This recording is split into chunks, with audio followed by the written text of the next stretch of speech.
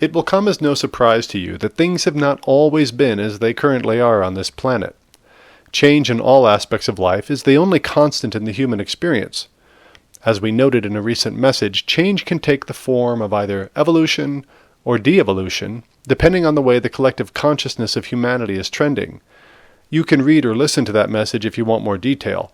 But at this time, we want to talk specifically about the evolving relationship between masculine and feminine energy. Many millennia ago, the understanding of these energies, the relationship between them, and the way men and women interacted with each other through them was very different than it is today.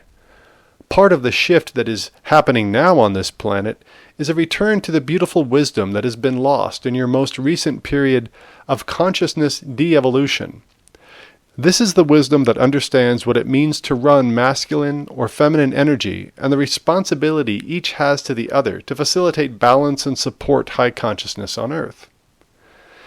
In this universe, there is both divine feminine energy and divine masculine energy. The wisdom and purpose of the divine masculine is to create structure so that the wisdom and purpose of the divine feminine can adorn it, fill it, bless it, and amplify itself through it. One without the other creates a tremendous imbalance. Absent the divine masculine, the divine feminine flows over everything without focus and direction. In so doing, the gift that this wisdom has to offer is diminished to a degree as it relates to human life. Think of the flow of water. If you run a hose without a vessel to capture its flow, the water flows everywhere, making the benefits of its life-sustaining qualities more difficult to realize. You must gulp from the hose or lap it off the ground to quench your thirst. The flow is certainly good for the plants and life forms that grow around you, as they are all nourished by the water. Thus, the outpouring is good for life on the planet as a whole, but the immediate benefit to the human interacting with that flow is diminished because it has been made more difficult to direct to a specific intention.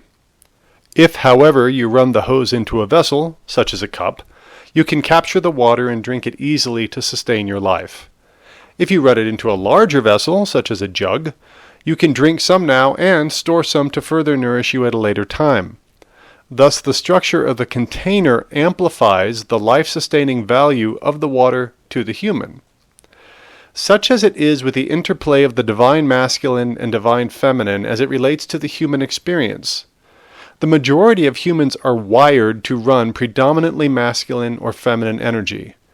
There is not necessarily a correlation with gender. In other words, you can be a woman who runs predominantly masculine energy, and you can be a man who runs predominantly feminine energy.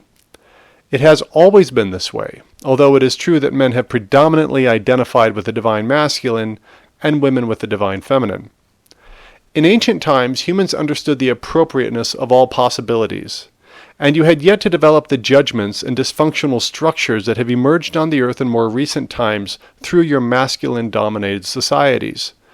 There was no judgment that said the masculine is more important or valuable than the feminine, and vice versa. Rather, each understood the importance of the other for sustaining human life and for realizing the vision and purpose of human evolution. In other words, they honored and respected each other as energetic equals while supporting each other in the unfolding of the divine plan on earth. They knew that it did not unfold unless each was able to bring their gifts fully. What are the masculine gifts to the earth and the human experience?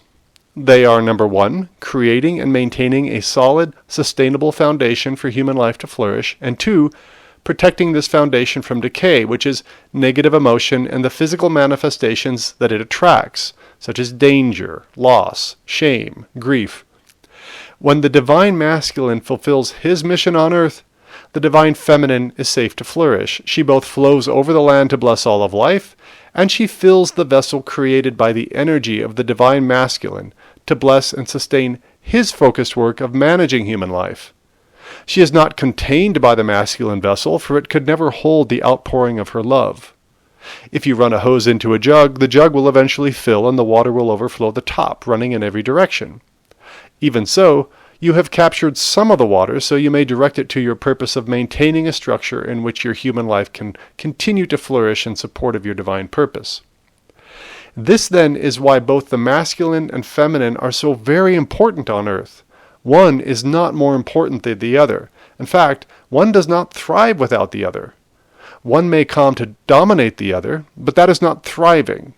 Thriving implies health, vitality, and balance. When one energy dominates the other, it suppresses the other's gifts, which leads to imbalance and toxicity.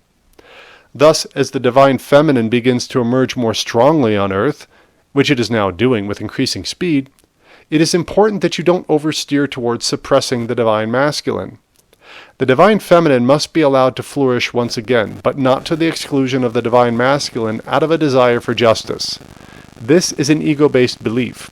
From the perspective of the non-physical, the return to balance on Earth of both divine feminine and divine masculine is welcomed without judgment.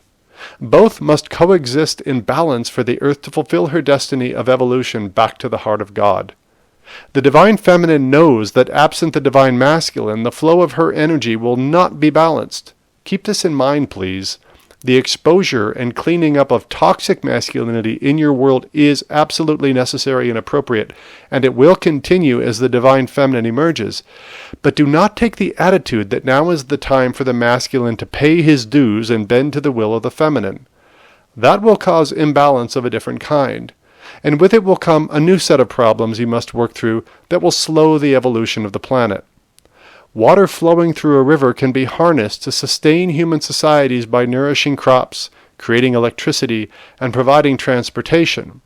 But when the river overflows its banks, it can easily destroy the lives that depend on it. The heart of the divine knows this and seeks no justice. Justice, which is the belief that one must suffer to pay for harm he has caused another, is a human concept born of low consciousness. The heart of the divine seeks only a return to balance, only a return to love. Give thanks that the love of the divine feminine is returning to your planet once again, and give thanks that the power of the divine masculine to hold space for and help direct that love is also returning. Both are needed, and the universe rejoices that both are learning how to dance together again. So then, what is the mission of the divine masculine in these times? It is to hold space for the divine feminine to flourish. It is the divine masculine role to maintain an energetic structure on the planet so that it is safe for the divine feminine to flow and bless all the planet with her gifts. The divine masculine is the protector of the divine feminine. He is the sentinel at the gates of her temple wherein she dances her dance and sings her songs.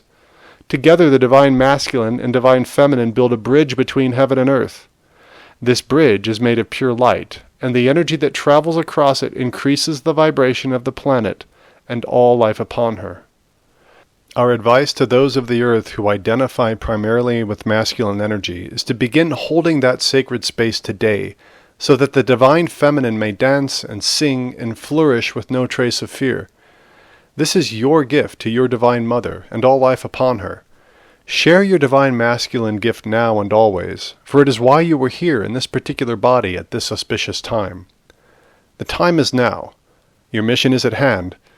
Let it begin. And we wish you blessings on your journey.